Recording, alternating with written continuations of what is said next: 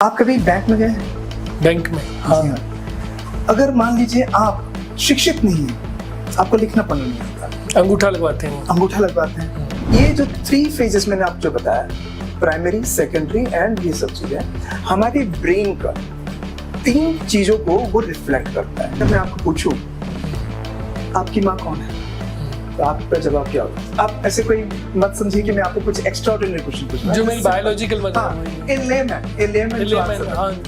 लेकिन आज ना राजेंद्र जी, इसका जैसे समुद्र शास्त्र का आपने इतना सब बताया कि हमारे ऋषि मुनि इतनी साइंटिफिक चीजें उसमें मेंशन की हैं। तो जो व्यक्ति अपने अंतर्मन की आवाज को सुनता है, अंतर्मन की आवाज के अनुसार उसको अपना निर्णय लेता है, तो उसको धर्म की व्याख्या की कोई जरूरत नहीं होती है। Welcome to the news radar. Shri Vijay Path के इस कैंपेन में which we are running to make lives better through yoga and meditation for mental wellbeing and a healthier society.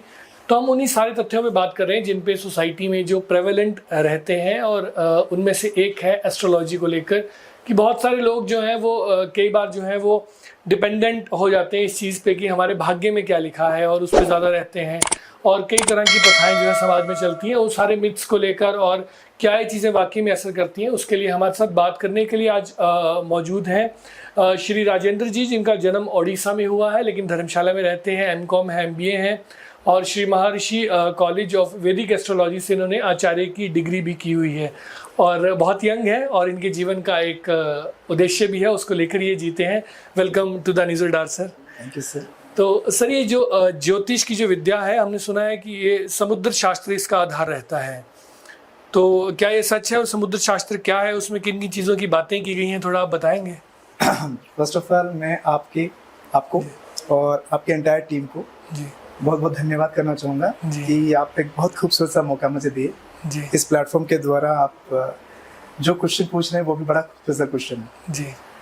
मैं शुरुआत करने से पहले मैं आपको एक चीज़ बताना चाहता हूँ कि जो आप सब्जेक्ट के बारे में पूछ रहे हैं मुझसे, ये विषय बहुत ही बड़ा है, बहुत ही गहरा है, और आप जो सब्जेक्ट समुद्रिक शास्त्र मुझे बोले हैं वो सब्जेक्ट, ऐसा मैंने सुना है कि ज्योतिष जो है उस पर डिपेंडेंट उससे निकला है। नहीं, ये समझ लीजिए शाखाएं हैं, कई सारी शाखाएं हैं विद्याओं का। ओरिजिन समुद्रिक शास्त्र तो वो जो शब्द है उसमें ही बहुत बड़ा गहरा मतलब है। समुद्र जी, जो बहुत गहरा, बहुत ही विशाल है जी, और जिसकी सीमाएं कोई छू नहीं सकता, इन डेप्थ। इसमें कई सारे विषय आते हैं।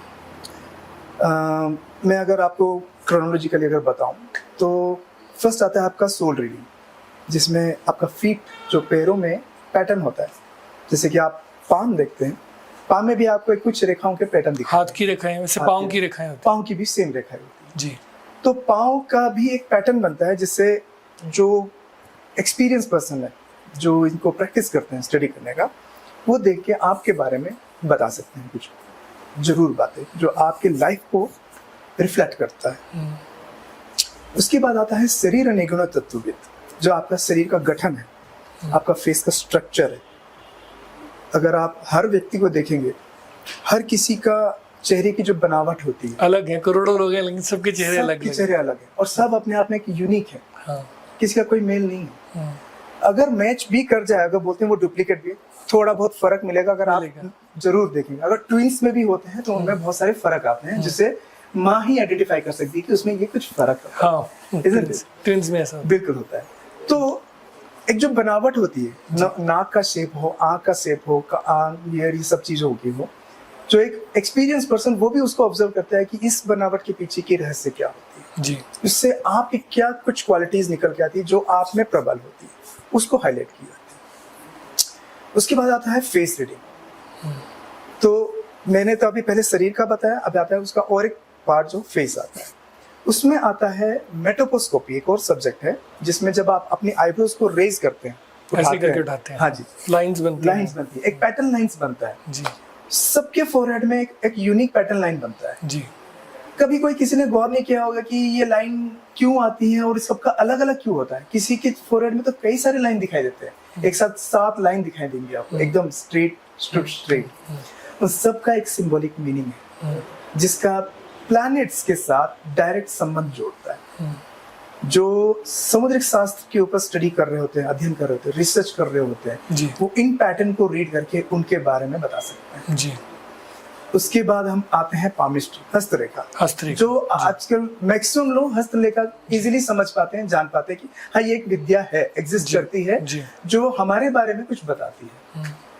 उसमें भी एक डीपर सब्जेक्ट है जिसको हम डर्माटोग्लिफिस्ट बोलते हैं, जो आपका फाइन लाइंस, जो आज के डेट में अगर मैं साइंटिफिकल लैंग्वेज में अगर बोलूँ तो उसको ग्राफोलॉजी बायोमेट्रिक के बारे में भी जानते हैं। जो लोग हम बायोमेट्रिक रीडिंग करते हैं, हाँ वो अंगूठा लगा, या अंगूठा लगा, सबके अंगूठे अलग अलग हैं। यस, बिकॉज वो यूनिक पैटर्न को उन्होंने आइडेंटिफाई किया। और आप किसी भी ऑर्गेनाइजेशन में चले जाइए, अटेंडेंस भी बायोमेट्रिक थ्रू होता है। हाँ इवन आधार कार्ड हमारे भारत का, वो भी उसी पैटर्न में 100 फिंगरप्रिंट्स को लेकर ही किया जाता है। इसमें एक अनोखी बात मैं आपको बताना चाहता हूँ, हर एक व्यक्ति का जो फिंगरप्रिंट्स का जो पैटर्न है, ये पैटर्न है, इसमें एक ऐसा पैटर्न है जो इस दुनिया में किसी के साथ मेल नहीं खाती है, आपस में मेल नहीं खाएगा, कभी नहीं मेल खाएगा। बाकी सारी चीजें मेल खा सकती है, लेकिन एक पर्टिकुलर जो है वो किसी के साथ मेल नहीं खाएगी। एनी गेस, एनी आइडिया क्या हो सकता है? नहीं। आप कभी बैंक में गए हैं? बैंक में? हाँ। जी हाँ। अगर मान लीजिए आप शिक्षित नहीं है, आपको लिखना पढ़ना नहीं आता, अंगूठा लगवाते हैं वो, अंगूठा लगवाते हैं। आप ये गौर कीजिएगा, बैंक में अगर अंगूठा लगाने के लिए बोलेंगे तो आपको कोई और नहीं, केवल लेफ्ट हैंड का ही मांगेंगे, राइट हैंड का भी नहीं मांगेंगे। बिकॉज आई थिंक गवर्नमेंट भी ये चीज जानती है कि आपका एक यूनिक जो है वो लेफ्ट हैंड थंब इम्प्रेशन ही है। हाँ, इस दुनिया में जो मैच नहीं खाता, मैच नहीं करता। हाँ। अब एक और अनोखी बात कहता हूँ आपको, इसके अलावा आपके शरीर में, वैसे तो मैं निकालूं तो बहुत सारे एक अनोखी चीज निकल के आएगी, जो लोगों आज के डेट में जो लोग इस्तेमाल कर रहे हैं, मैं उसके बारे में आपको कहूंगा। एक होता है आपका लेफ्ट हैंड का थंब इम्प्रेशन, दूसरा होता है आपकी आंखों की रेटिना। उससे भी आज लॉकर सिस्टम जो इतना स्ट्रॉन्ग बन चुका है कि आंखों की रेटिना से लॉकिंग सिस्टम डेवलप की जा रही है। इवन मोबाइल का भी वैसे ही होता है, फेस रीडिंग। बिल्कुल बिल्कुल। उसके अलावा आपके ईयर लूप के जो पैटर्न्स हैं वो भी एक यूनिक होते हैं। उसके साथ साथ टंग के अंदर का जो पैटर्न होता है, जीभ का भी, वो भी होता है। किंतु जो चीज शरीर के बाहरी आवरण को कवर करती है, हम केवल उसी को इस्तेमाल करके कोई भी चीजों को डेवलप कर सकते हैं। किंतु जो चीज हमारे इनर से कनेक्टेड है, हम उसका इस्तेमाल कर नहीं सकते, क्योंकि इन्फेक्शन का डर होता है या फिर आपका हेल्थ हैजार्ड होने का चांसेस होता है। So these are the unique thing of body, जो एक एक्सपीरियंस पर्सन को रीड करके उस पैटर्न की यूनिकनेस को समझकर आपकी शक्तियों के बारे में समझ सकता है। और ये सब हमारे समुद्र शास्त्र में वर्णित हैं चीजें, जो ऋषि मुनियों ने कर रखी हैं। जी हाँ, हजारों साल पहले। बिल्कुल। अभी मैं आपको एक और बात बताना चाहता हूँ। अभी मैं हस्तरेखा के ऊपर आया, वो टॉपिक आया था, तो जब डर्माटोग्राफिस्ट ये जो सब्जेक्ट में आया था, इसमें आप पाम को जब आप कभी देखेंगे, दूर से अगर आप देख पाएंगे तो आपको मेजर 3 लाइन दिखाई दे रही है। 3 दिखते हैं, करेक्ट है ना? और अगर आप नजदीक आएंगे तो उसके छोटे छोटे और भी कुछ लाइन नजर आएंगे। तो उसके अलावा ये जो फाइन लाइन नजर आती है वो तो दूर से दिखाई ही नहीं देता। ये जो 3 फेजेस मैंने आपको बताया, प्राइमरी, सेकेंडरी एंड ये सब चीजें, हमारे ब्रेन का 3 चीजों को वो रिफ्लेक्ट करता है। अभी आप यहाँ पे कॉन्शियस है और मेरे से बातें कर रहे हैं, ये आपके ब्रेन का भी कॉन्शियस स्टेट बताता है। जब आप सोने जा रहे होगे, पूरी नींद में जब होंगे तो वो अनकॉन्शियस स्टेट हो गया, ठीक है? देन सेमी कॉन्शियस भी स्टेट होता है। मगर इन सब में एक चीज कॉमन क्या है?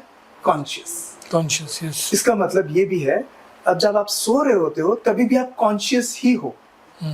अगर कोई धड़क से कोई साउंड आएगी तो आप उठ जाएंगे। भले ही आप अनकॉन्शियसली हो, लेकिन आप कॉन्शियस हो जाएंगे। आप मेरी बात समझ पा रहे हैं? और ये तीनों चीजों को ये पाम रिफ्लेक्ट करता है, the conscious state, unconscious and subconscious.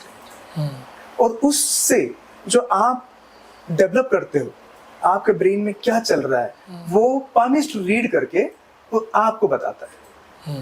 लेकिन ये एक ऐसा साइंस नहीं है कि जो यही सही है, ये एक एक्सपीरियंस साइंस फ्रॉम डेकेड्स, लंबे अरसे से अध्ययन कर करके इस साइंस को प्रूवन साइंस में बनाया, डेवलप किया हुआ है। उसके साथ साथ ये सब्जेक्ट के बाद, पामिस्ट्री के बाद आता है जेमस्टोन्स, रत्न विज्ञान। उसमें एक और सब्जेक्ट आता है ओमेन्स। आपने ओमेन के बारे में सुना होगा, या कोई एनी आइडिया आपके पास? नहीं। इस सब्जेक्ट को समझाने के लिए मैं आपसे कुछ सवाल पूछ सकता हूँ? जैसे कि अगर मैं आपको पूछूं आपकी माँ कौन है, तो आपका जवाब क्या होगा? आप ऐसे कोई मत समझिए कि मैं आपको कुछ एक्स्ट्राऑर्डिनरी क्वेश्चन पूछ रहा हूं, जो मेरी बायोलॉजिकल मदर है वही। इन लेमन हाँ जो है। तो आप आपकी जो बायोलॉजिकल मदर है आप उन्हीं को मदर बोलेंगे, करेक्ट? मैं आपको दूसरा सवाल अभी पूछ रहा हूँ। यदि आप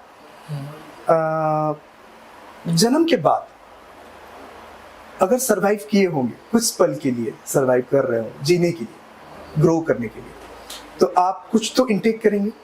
तो आप फर्स्ट इंटेक क्या करते हैं? अन्न। अन्न से पहले तो माँ के दूध पे बच्चा पलता है। Mother milk, that is the ultimate survival, जो आपकी सारी न्यूट्रिशन को वो फुलफिल करता है, isn't it?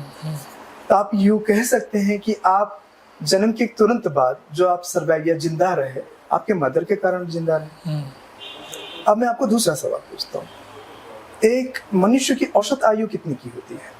पहले 100 थी, अब 60-70 मान के 60-70 हो गई। चलिए हम 100 को लेके चलते हैं। जब basic human expectations of life expectations is 100 years. अब एक कैलकुलेशन है, आपको मैं बताने की कोशिश कर रहा हूँ, अब थोड़ा सा ध्यान दीजिए। 1 से 100 साल की आयु है, और आप जन्म होने के बाद अगर मैं आपने बोल रहे हैं माँ का दूध आपने पिया, कितने पीरियड के लिए पिया होगा? 1.5 साल के। 1.5 साल, उससे आगे तो आप नहीं पिए होंगे।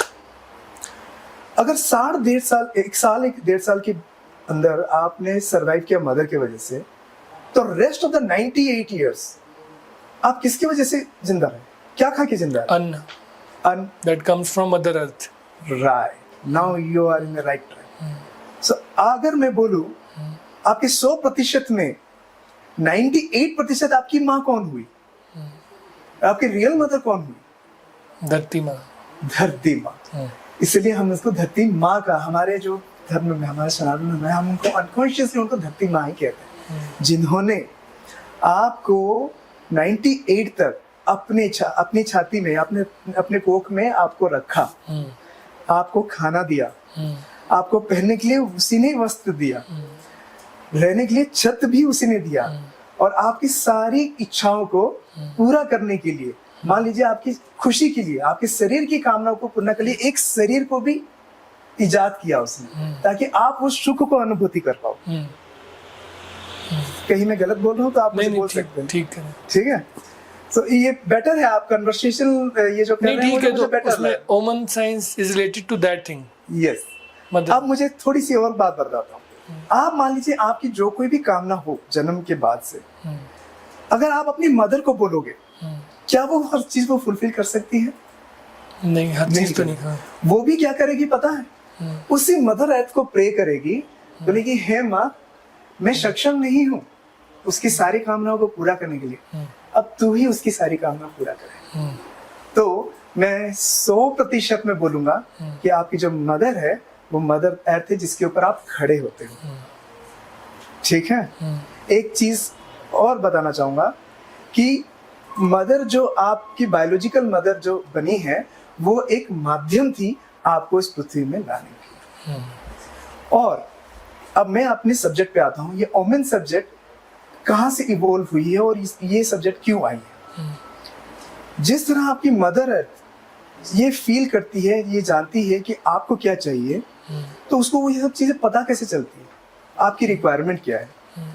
आपको ये चीज याद होगी, आज के डेट में बहुत सारे साइंटिस्ट ने भी यही चीज बताया है कि आप बेयर फुट में जमीन में चला कीजिए सुबह, नंगे पांव सुबह उठ के। आप मुझे कोई जानकारी दे सकते हैं क्या क्या वजह बताई कि नंगे पांव? हेल्थ रीजंस वगैरह का बताया था, आई थिंक आईज वगैरह को लेकर, घास पे चलने के लिए, ऐसा तो सुना है, बाकी इसके बारे में नॉलेज नहीं है। बिल्कुल, मैं आपको थोड़ा सा और अच्छा शेप अप दे सकता हूँ इन चीजों में। जब आप नंगे पांव चलते हैं ना, तो आपके बॉडी की जो वेव होती है, वाइब्रेशंस होती है, वो भूमि को टकराती है। ठीक है। इसको समझाने के लिए मैं एक और एग्जांपल देता हूँ। आपकी जो माँ है, अगर आप उदास हो या खुश हो, आपके भाव से वो पकड़ लेती है। हाँ। बिना बोले। वो कैसे जानती है? कोई और नहीं, इतना समझ काइंड ऑफ टेलीपैथी हो जाती है माँ, हो जाती है। ठीक वैसे ही है, ये काम वैसे करता है। आपकी बॉडी की जो वाइब्रेशंस है, वो मदर अर्थ उस पैरों द्वारा से वो ऑब्जर्व करती है एंड वो कॉस्मोस में वो चीज़ों को स्प्रेड करती है कि जहाँ से मैं उन चीज़ों को आपको फुलफिल करा सकूँ। बट इट टेक टाइम, ये ओवरनाइट जर्नी नहीं होता है। ओवरनाइट जर्नी इसलिए भी नहीं होता कि अगर आप कोई भी चीज़ करो उसका एक प्रोसेस का एक टाइम पीरियड होता है। एक पेड़ को फल आने में जो टाइम पीरियड लगता है, बीज होने से लेकर वहां तक समय लगता है, वो समय लगता है और वही टाइम का ही फेज होता है। अगर कोई किसी के पास पेशेंस है तो वो चीज़ आसानी से उसको मिल जाती है। ये जो सारे खेल होते हैं, जो तनाव आती है ह्यूमन बॉडी के अंदर, जो प्रॉब्लम्स एंड पैनिक चीज होती है, वो पेशेंस ना होने की वजह से होती है। ऐसा कोई व्यक्ति नहीं है जो किसी ने कोई विश की है और वो चीज फुलफिल नहीं हुई है, बस वो समय का खेल, समय का खेल होता है।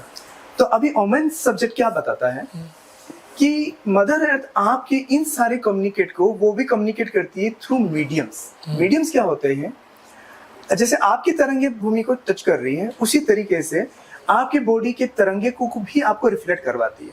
आपने कभी ये गौर किया है कि कभी मेरी बाईं आंख या राइट आंख ऐसे फड़कती है? उसके पीछे की सिंबॉलिक मीनिंग है। उन किताबों में वो सब चीजों का डिटेल ओमन्स का बताया है। ओमन्स ये भी होता है कि आप पशु पक्षियों के द्वारा भी इंफॉर्मेशन ट्रांसमिट की जा सकती है। कभी अचानक से चमगादड़ आपके घर में एंटर कर गया, या उल्लू एंटर कर गया, या अचानक से कई सारे कौवे आपके घर के सामने बैठे हैं, कहीं और नहीं बैठे, केवल आपके घर के सामने बैठे हैं, वो सब एक इनडायरेक्ट मैसेज एक कॉस्मोस का देते हैं। एज लॉन्ग एज अगर आप कनेक्ट बिल्डअप करते हो अपने मदर अर्थ के साथ, जिसे बोलते हैं नेचर के साथ, जितना नजदीक रहो वो आपका लॉन्जिटिविटी के लिए, आपकी आयु के लिए, हेल्थ के लिए वो बेहतर काम। हाँ, अब यही कॉन्सेप्ट आ रहा है। ये कॉन्सेप्ट आ गया, बट ये हमारे पुराने में ऑलरेडी था। जो हमने इसको कम्युनिकेट किया था अपने पेरेंट्स थ्रू, पेरेंट्स से सन वो ऐसे देते आते थे, वो उसको रिटर्न हम लोग ने उनको कभी डॉक्यूमेंट नहीं किया। लेकिन आज ना राजेंद्र जी, इसका जैसे समुद्र शास्त्र का आपने इतना सब बताया कि हमारे ऋषि मुनि इतने साइंटिफिक चीज़ें उसमें मेंशन की हैं, उसमें जो एक पार्ट है ज्योतिष का पार्ट है, उसमें हम देखते हैं कि सोसाइटी कई बार जो है उस बहाने से कई बार एक्सप्लॉइट भी होते हैं लोग, और कई बार उसका ज़्यादातर इस्तेमाल ज्योतिष का हमने इसी में देखा है कि किसी का कोई केस है उसके लिए कर लेते हैं, बीमारी है उसमें कर लेंगे, फ्यूचर के बारे में देखेंगे पैसा है कि नहीं, या अपने करियर को लेकर इन्हीं चीज़ों में इस्तेमाल करते हैं। वास्तव में ज्योतिष जो बनाई क्यों गई थी, इसका मतलब क्या है शब्द? हमारे ऋषि मुनि हमारे हर एक शब्द का जो हम शब्द इस्तेमाल करते हैं, जो ये शब्द जब इजाद की गई थी, जब डेवलप किया हुआ था, ये हमारे ऋषि मुनि द्वारा किया गया था। एक वक्त की बात है, मैं आपको वो किस्सा बताना चाहूँगा कि जब हम कोई भी चीज़ का शब्द करते थे, आज भी अगर आप इन शब्द को अगर गहराई से समझने की कोशिश करोगे ना, उस समय वही अर्थ निकलेगा जो उसका शब्द का नाम है। और हमारे हिंदी में आप अगर बोलेंगे तो हम संधि विच्छेद करते हैं तो उसका और भी डीपर मीनिंग निकल के आता है। हाँ, संधि विच्छेद में, ठीक है। तो ये इसका आंसर मैं एस्ट्रोलॉजी के बारे में बताने से पहले मैं आपसे एक और सवाल पूछना चाहूंगा।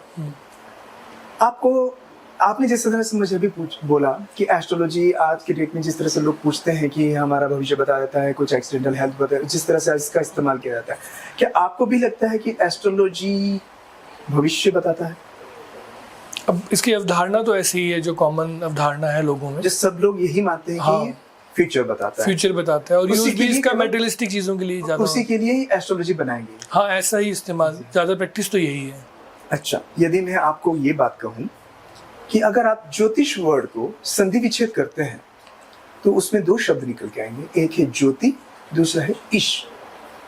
ज्योति मतलब ज्योति, दिया जिससे प्रकाश फैलता है, ईश मतलब ईश्वर, ठीक है। अब इन दोनों शब्दों में कहीं भी आपको ऐसा कोई अनुभूति या ऐसा फीलिंग आ रही है कि ये कुछ भविष्य बता सकता है? नहीं, बिल्कुल नहीं। हाँ। क्योंकि एक बात जानिए, देखिए मैं बिलोंग करता हूँ उड़ीसा से। आज के डेट में आप भविष्य मालिका के नाम सुने होंगे कहीं ना कहीं से, यूट्यूब में ये सब, कि ये इसमें कुछ प्रिडिक्शन की गई है भविष्य को लेकर, भविष्य मालिका किताब में है। तो वो शब्द का अर्थ देखिए, भविष्य मालिका, इसका मतलब भविष्य बताने का जो चीज है जिसमें भविष्य के साथ कोई संबंध जुड़ा हुआ है। इस शब्द में भविष्य के साथ कोई संबंध जुड़ा नहीं है। और जो भविष्य जानने वाली जो चीज आप मुझे बता रहे हैं या सब लोग जानते हैं, वो इसका बाय प्रोडक्ट है। ज्योतिष का बाय प्रोडक्ट है। ज्योतिष का बाय प्रोडक्ट, इसका मेन प्रोडक्ट भविष्य बताना या भविष्य जानना नहीं, वो तो पता चल ही जाएगा जब आप इसको समझेंगे। समुद्री शास्त्र का ये सारे जो सब्जेक्ट मैंने आपको बताया, ये सब एक बंडल है जो इतना गहरा है, एक एक विषय जब आप एक जीवन आप अगर लगाते हैं, हाँ, तो वो एक सब्जेक्ट को भी आप उसको पूरा नहीं कर पाएंगे।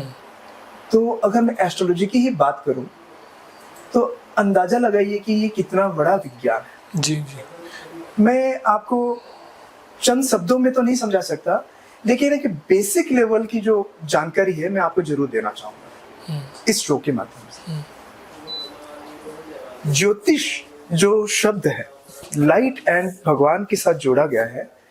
इसके दो भावात्मक होते हैं, भगवान को देखने की या भगवान की बनाई हुई सृष्टि की जिसमें हम जी रहे हैं, उसकी संरचना की रहस्य को ये बात बताता है, खोलता है ज्योतिष। यदि आप हर मनुष्य अगर सोचता है कि मैं भगवान को कैसे देखूं, भगवान सबको नहीं दिखते, या भगवान को जाने कैसे, और हम लोग यहाँ पे आए क्यों हैं, हमारा उद्देश्य क्या है, हमारे जीवन का पर्पस क्या है, और ये सारे सवालों के जवाब अगर आपको चाहिए तो आपको एस्ट्रोलॉजी पढ़नी चाहिए। हम अगर यूं कहो, ये जो माया जाल है सृष्टि का, उसको अच्छे से समझेंगे तो आप अपने आप को समझ जाओगे जी। और जब आप इसको समझोगे, अपने आप को समझोगे, तो आपका भविष्य जानना क्या मुश्किल हो जाएगा। जब आप अपने आप को जाने हो, आप कहाँ से आए हो, कहाँ जाना है, क्या हमारी डेस्टिनी है, हमारी क्या स्ट्रेंथ एंड वीकनेस है, तो हर मुकाम पे, मुड़ाव पे क्या आने वाला है, तो वो आपको ऑटोमेटिकली पता चल जाएगा। तो अब मेरी बात सही आपको लग रही है या नहीं लग रही है कि एस्ट्रोलॉजी में भविष्य जो डिराइविंग निकालती है, वो जो कैलकुलेशंस बताते हैं, वो उसका बाय प्रोडक्ट है उसका। लेकिन उस माया को समझना वो उसका मेन प्रोडक्ट है। तो the purpose of life, the basic purpose of life.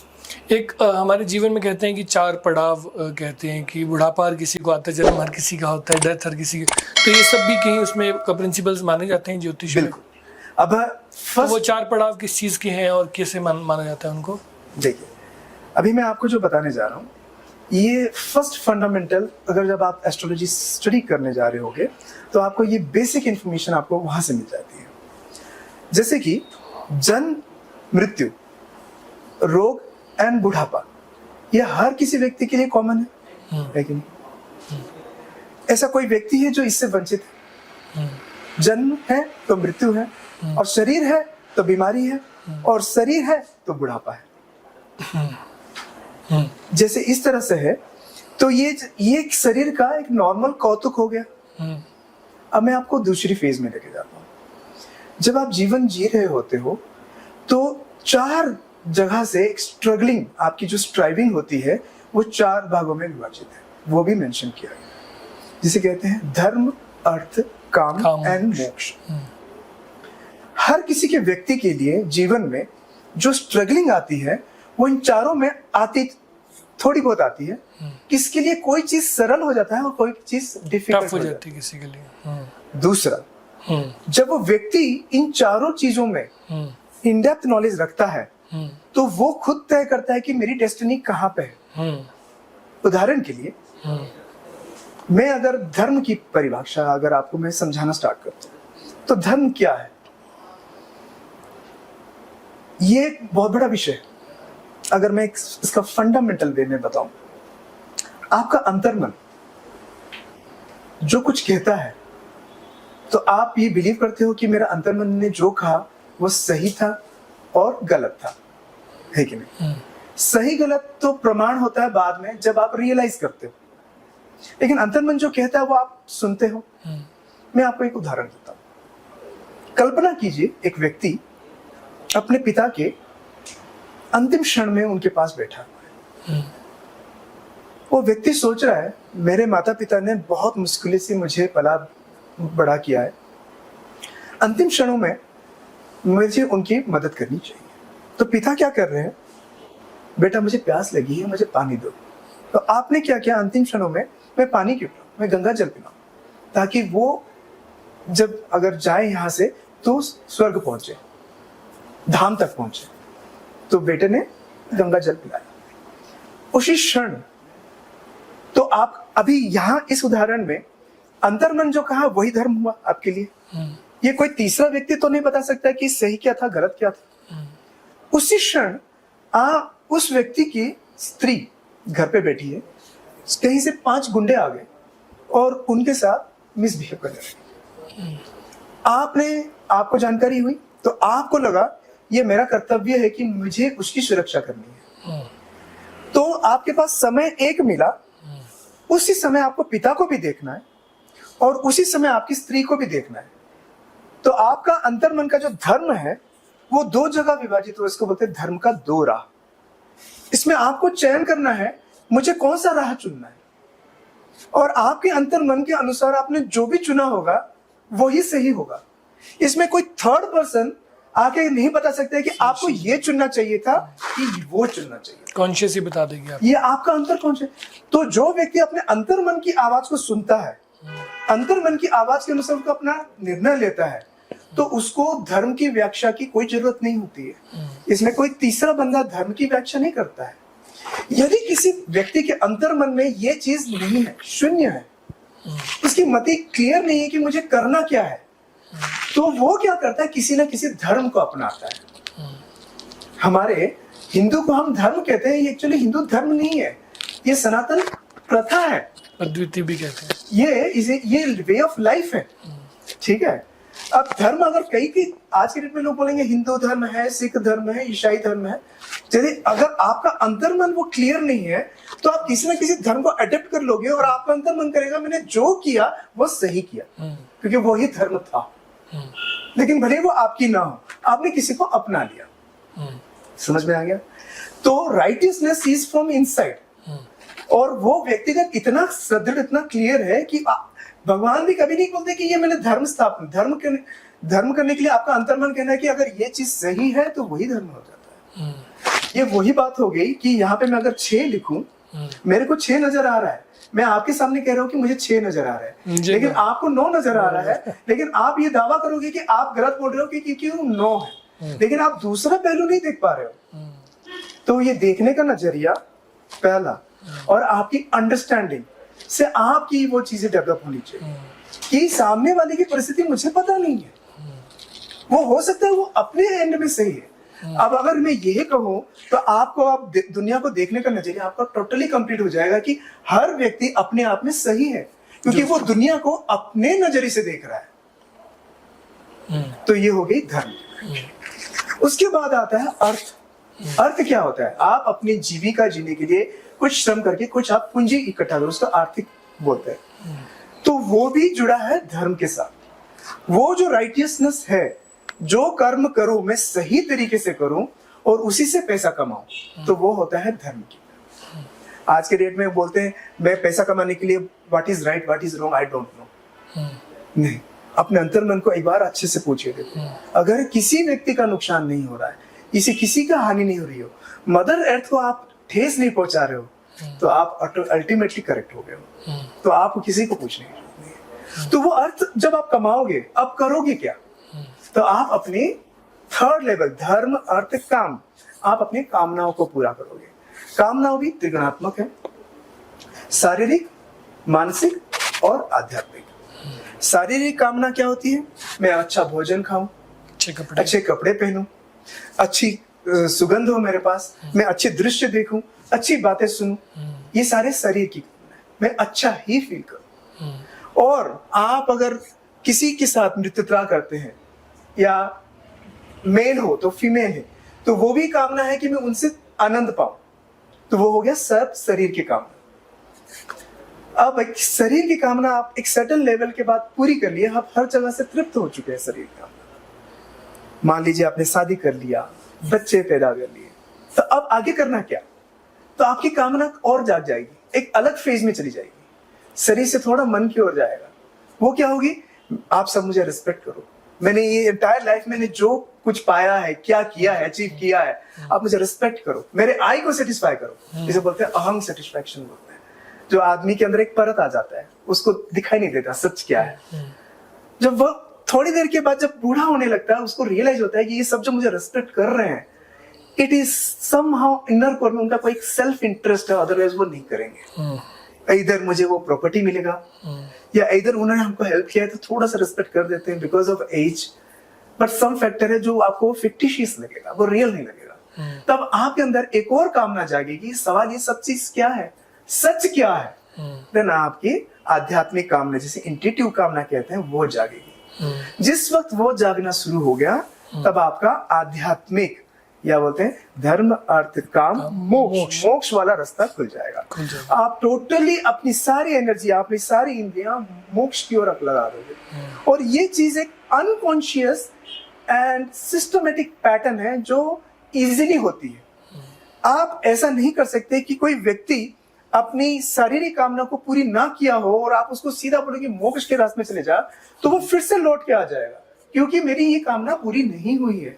ये एक नेचुरल पैटर्न है, इसलिए शायद वो बनाया था ब्रह्मचर्य। यस, ये जो 4 अवस्था बनाई गई थी, ये भी बहुत ही वैज्ञानिक तौर पर बनाई गई थी कि आप अपने एज के अनुसार, जब आपका एज में बॉडी में वो ग्रहण करने की पूरी शक्ति हो, तो आप ज्ञान में चले जाइए, पूरा ज्ञान को अध्ययन कीजिए, फिर आप अपना संसारी जीवन उसी ज्ञान के अनुसार कीजिए, ब्रह्मचर्य गृहस्थ। फिर उसके बाद जो बाकी के 2 बचते हैं वो ऑटोमेटिक वो उस रास्ते में ऑटोमेटिकली हो जाता है, आपको बाय फोर्स करना नहीं पड़ता है। जब आप हर तरह से तृप्त होते हो तो ऑटोमेटिकली वो रास्ता खुल जाता है, तो आपको वो फोर्सफुली नहीं किया करना पड़ता। ये बहुत ही सरल एंड बहुत ही सिंप्लेक्स पैटर्न बनाएगा। एक लास्ट क्वेश्चन करूंगा आपसे। आपने बॉडी लैंग्वेज की बात की, समुद्र शास्त्र में इतनी सारी चीज़ें हैं, और बहुत अच्छा कहा आपने कि ज्योतिष जो है उसका जो एम है वो ज्योति प्लस ईश, मतलब आपको अपने ईश भगवान को देखने का, हाँ, वो एक जरिया है जिसको हमने मेटेरियलिस्टिक तक सीमित कर दिया, बाय प्रोडक्ट तक सीमित कर दिया। तो बॉडी लैंग्वेज की एक बात मैंने कहीं पे सुनी थी शरीर को लेके कि जैसा हमारा शरीर है वैसा ही ब्रह्मांड है, उसको लेके एक श्लोक भी आता है, यत पिंडम तत् ब्रह्मांडम। इसका मैं अगर यह कहूं, जो आप महसूस करते हो अंदर में, ब्रह्मांड भी वैसे ही सृष्टि से जुड़ा हुआ है। मैं अगर शुरुआती दौर से बताऊं तो ब्रह्मा ने जब सृष्टि बनाई थी तो उन्होंने कुछ चीजें सम्मिलित करके बनाई थी। अगर मैं उसको क्रोनोलॉजिकली बताऊं तो वो बहुत सारी चीजों का सम्मिशन का ये एक बहुत बड़ा हिस्सा है। ठीक है, चलिए मैं आपको एक बेसिक लेवल में आपको एक जानकारी देता हूं, जिससे ये आपको एक आइडिया हो जाएगा कि ब्रह्मांड का हमारे शरीर के साथ एक बहुत सीधा एंड बहुत सरल कनेक्शन है। उदाहरण मैं वैज्ञानिक तौर पे आपको बताने की कोशिश करूंगा। अगर मैं आपसे पूछूं आपके शरीर में कितना प्रतिशत पानी है? 75 आई थिंक। Yes, 75% perfectly. और यही सवाल मैं फिर से पूछूं कि पृथ्वी में पानी की प्रतिशत कितनी है? लगभग इतना ही, एग्जैक्टली इतना ही। हाँ। तो आप महज इसको कोइंसिडेंस बोलेंगे कि इतना प्रतिशत एग्जैक्टली कैसे हो सकता है? उसका इतना वो नहीं है। ठीक है, चलिए मैं इस सवाल को दूसरी तरीके से पूछता हूँ।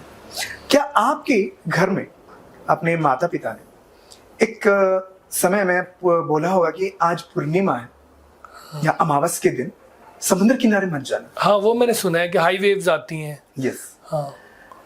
अब उसके पीछे का विज्ञान क्या है आपकी नजर में? आप जितने जानकारी रखिए। कहते हैं कि कुछ ग्रेविटेशनल फोर्स होती है, लहरें जो है ऊंची उठती हैं। जी हाँ। अब उसके पीछे का मैं विज्ञान आपको बताऊंगा। उसको इमेजिन कीजिए, ये सूरज है और ये पृथ्वी है और यहाँ पे चंद्र है। तो सूरज की किरणें जब चंद्र के ऊपर पड़ती है तो उसका रिफ्लेक्शन अर्थ के बॉडी में पड़ता है। यस। ठीक है। जब अर्थ के बॉडी में पड़ता है तो अर्थ के बॉडी में जो 75% वाटर है वो उसकी वेवलेंथ को बढ़ा देता है। अब उसकी पूछेंगे आप मुझे, अगर उसमें सवाल पूछेंगे कि उसकी वेवलेंथ बढ़ती क्यों है मून के रिफ्लेक्शन की वजह से, तो उसका एक सरल वैज्ञानिक तर्क आपको बताता हूं। आप यदि ये शीशे का जो ग्लास में पानी है इसको आप फ्रीजर में रख देंगे डिफ्रोस्ट में, अगर ये बर्फ बन जाएगा तो आपको क्या लगता है इसका क्या कुछ चेंजेस आएगा? इसमें साइज बढ़ेगा इसका, वो ज्यादा हो जाएगा, थोड़ा साइज बढ़ जाएगा और शीशा भी टूट जाएगा। हाँ, शीशा टूट जाएगा। ये है इसका आउटकम। आइस होने के बाद ये टूट क्यों जाएगा? स्प्रेड हुआ थोड़ा। स्प्रेड हुआ मतलब ठंडी में, ठंडा जब होता है पानी तो वो उसका आपका वेवलेंथ बढ़ जाता है, उसको स्पेस भी मिल जाता है और वेवलेंथ भी बढ़ जाता है। ठंडा होने से वो उसका वेवलेंथ बढ़ जाता है। गर्म होता है तो वेवलेंथ कम हो जाता है। अगर उबाल रहे होगे तो उसकी वेवलेंथ और भी कम हो जाती है। ठीक उसी तरह मून जो है एक ल्यूमिनेस ठंडा है, जब उसका रिफ्लेक्शन आता है तो वो कूलिंग की वजह से उसकी वेवलेंथ बढ़ती है। अब इमेजिन कीजिए जब समुद्र के ऊपर हवाएं चल रही होती है तो लहरें बनती कैसे हैं? जब वो पानी को ढकेलता है, जब वेवलेंथ बढ़ जाता है तो उसको कैप्चरिंग कैपेसिटी, उसको पकड़ने की जो है वो उसको ज्यादा मिल जाती है, तो वो और ज्यादा ढकेलता है और ज्यादा पकड़ता है, तो लहरें और तेजी से बनती है। तो इस वजह से टाइडल वेव्स जो होती है ज्यादा होती है और करंट भी ज्यादा होता है। तो जो व्यक्ति किनारे में वो उसको लगता होगा कि यही किनारा है, तो हो सकता है किनारा रात के वक्त, सांझ के वक्त वो ज्यादा आ जाए और उसको डुबा के लेके जा सकता है। सो दिस इज प्लैनेट का डायरेक्ट इफेक्ट हमारे अर्थ के ऊपर। ठीक वही कैलकुलेशन के अनुसार मैं आपको अभी पूछता हूँ, अगर आपकी बॉडी में 75% वाटर है तो ब्रेन में कितना परसेंटेज वाटर है? I have no idea. No idea.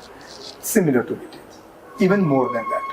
Okay. तो अगर मून के इफेक्ट से अर्थ के बॉडी में वाटर वेवलेंथ अगर का इफेक्ट पड़ रहा है तो हमारे बॉडी में भी वाटर वेवलेंथ जो है उसका इफेक्ट पड़ता है, दैट टू ब्रेन में भी। Okay. और इसी अनुसार हमारे बॉडी में जो फंक्शनिंग होती है, अगर किसी एस्ट्रोलॉजिकल चार्ट में, अगर ये एक डीपर सब्जेक्ट है, कभी आप पूछेंगे तो मैं और डीपर में कभी एक्सप्लेन करूंगा। मून का इफेक्ट अगर किसी के व्यक्ति की बॉडी के ऊपर अगर ज्यादा प्रभावित है कुंडली के अनुसार, उसके बॉडी में जल्दी असर करता है, तो फुल मून डे के दिन उसको ज्यादा हो जाएगा। अगर कोई चीज अति हो जाती है तो वो बुरी कहलाई जाती है। तो अगर आपके मून के प्रभाव से आप एक नॉर्मल बिहेव कर रहे हो तो आप एक एबनॉर्मल बिहेव भी कर सकते हो।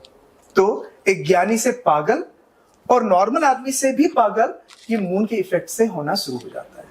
इसी के चलते आपने कई सारे मूवीज भी बनाई गई है वेयरवुल्फ के ऊपर कि फुल मून जैसे आता है आदमी भेड़िया बन जाता है। हाँ, आपने ये कॉन्सेप्ट कहीं ना कहीं सुना होगा और ये डायरेक्टली इनडायरेक्टली इम्पैक्ट पकड़ता है। So now you understand how planet influences our हमारा लाइफ, हमारे सोचने का तरीका, हमारे जीवन। एक लास्ट क्वेश्चन, मेरा लास्ट क्वेश्चन ही था, लेकिन एक सवाल और मन में आया है कि जो भी हमारी एस्ट्रोलॉजिकल कैलकुलेशंस होती है वो होती है आपके बर्थ टाइम के ऊपर लेकर, but how it is possible कि आपका जन्म का समय ठीक ही होगा? That is not possible. वो तो समय ठीक निकाला, it is tough thing I think. उसका क्या रहता है exactly, what is it? Nowadays जितने भी लोग हैं जो एस्ट्रोलॉजर के पास जाते हैं, some are convinced, some are not convinced, some किसी को लगता है कि मेरा प्रेडिक्शन बहुत अच्छा किया, किसी को लगता है कि एक भी सही प्रेडिक्शन नहीं लगा। इस मामले में आपका क्या कहना है? आपको क्या लगता है कि एस्ट्रोलॉजी में कोई फ्लॉज है, कुछ गलतियां हैं, या एस्ट्रोलॉजर प्रेडिक्ट नहीं कर पा रहा है, या व्यक्ति के जो date of birth, time and place में कुछ? नहीं, मुझे तो डाउट इसका है कि सही टाइम कैसे ले सकते हैं किसी भी उसका बर्थ का। देखिए, मैं आपको ग्राउंड रियलिटी बताता हूँ जो आज के डेट में हो रहा है, लेकिन शुरुआत कैसे हुई थी, कहाँ से हुई थी। क्या मुझे कोई व्यक्ति लिखित में या कोई गारंटी करके कह सकता है कि मैं एग्जैक्टली इसी समय में जन्म हुआ हूँ? दैट इज माय क्वेश्चन कि नहीं पॉसिबल होता है। Even mother don't know. चलिए एक तरीके से हम इमेजिन करके देखते हैं ये ग्राउंड रियलिटी क्या होती है। मदर जो है लेबर रूम में है, डॉक्टर नर्सेस जो है उनकी जान और बच्चे की जान बचाने में लगे हैं। अब सिनेरियो ऐसा हुआ, जब बच्चा जन्म हो गया तो यूजुअली क्या होता है, डॉक्टर गुड न्यूज अपने पेरेंट्स उनके जब बाहर बैठे होते हैं उनको बताते हैं, क्योंकि उनको पता नहीं होता अंदर क्या चल रहा होता है, वो बताते हैं। फिर रिसेप्शन में जाके बोलते हैं हाँ ठीक है, बॉय हुआ है, गर्ल हुआ है। आफ्टर सम टाइम गर्ल्स, ये जो रिसेप्शन में जो नर्स होती है वो डॉक्टर को पूछती है सर इनका बर्थ सर्टिफिकेट बनाना है, कब कौन सा टाइम लिखूं? तो डॉक्टर क्या बोलता है, मैंने 12-15 को गया था जब मैं अंदर गया था और 15 मिनट लगा डिलीवरी में, आप नियर बाय टाइम को कोई भी नोट करके बना। ऐसा ही होता है। This is happening. और हम क्या करते हैं, उसी के बेस में कुंडली बनाते हैं। अगर मैं उसका दूसरा पहलू पकड़ूं कि कभी कभार ट्विंस पैदा होते हैं और उन दोनों के जन्म में फासला 2 या 3 मिनट का होगा हार्डली, तो आप ये भी, कोई एस्ट्रोलॉजर ये चीज नहीं कहेगा कि दोनों की भविष्य सेम होगी नहीं, या सेम वर्ष से शादी होगी। They have different fates.